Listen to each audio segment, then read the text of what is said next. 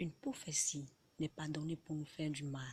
Elle vient en réalité éclairer l'ignorance absolue dans laquelle l'homme se trouve. Le mystère de l'avenir par l'Esprit, car l'Esprit de Dieu sonde tout. Car l'Esprit de Dieu sonde tout.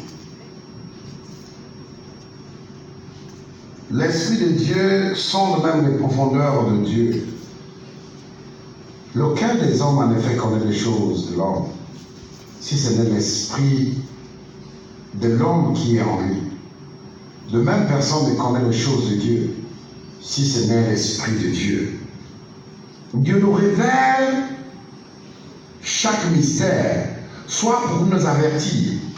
Et lorsque nous ouvrons notre constitution, nous voyons que Dieu a toujours averti un peuple, un roi et toutes les nations par des hommes appelés veilleurs, appelés visionnaires ou appelés prophètes.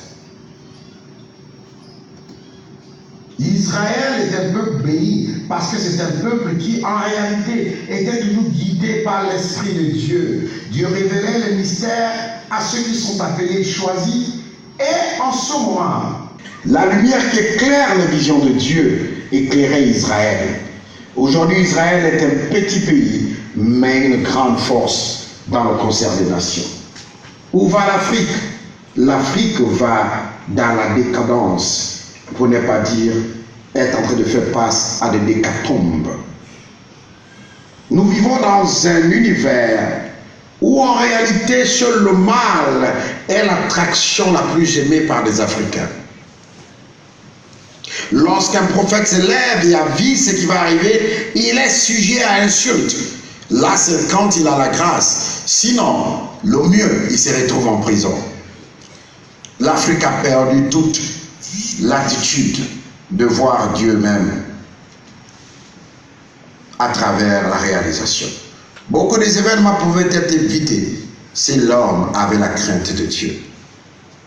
Je vous ai dit, je vous rappelle encore, des événements importants qui vont se passer au Togo. Je vous ai dit la même chose qui est arrivée au Gabon. Quelque temps, quand cela arrivera au Gabon, cela arrivera au Togo. Je vous invite à ouvrir vos yeux et de suivre les informations. Vous verrez la similitude avec le Gabon. Deuxièmement, je vous ai parlé de carnage. Un carnage qui va engendrer la chute du grand baobab. Ces deux événements auront la similitude avec celle du Gabon. Dieu révèle pour restaurer. God revealed to redeem.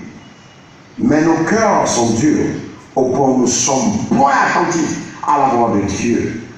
On croit plus aux marabouts, on croit plus aux féticheurs, aux gens des ténèbres qu'à ceux qui font la lumière. On croit qu'on prophétise parce qu'on a envie de voir tel président. On croit qu'on prophétise parce qu'on veut de l'argent tel président. Telle est l'erreur qu'on fait. Mais c'est que moi, même si c'est moi j'ai dit ne vient pas de moi et c'est passé comme je l'ai dit. Deux événements importants cette année-ci pour le Togo. La similitude avec le Gabon et le carnage. Dit l'Éternel des armées.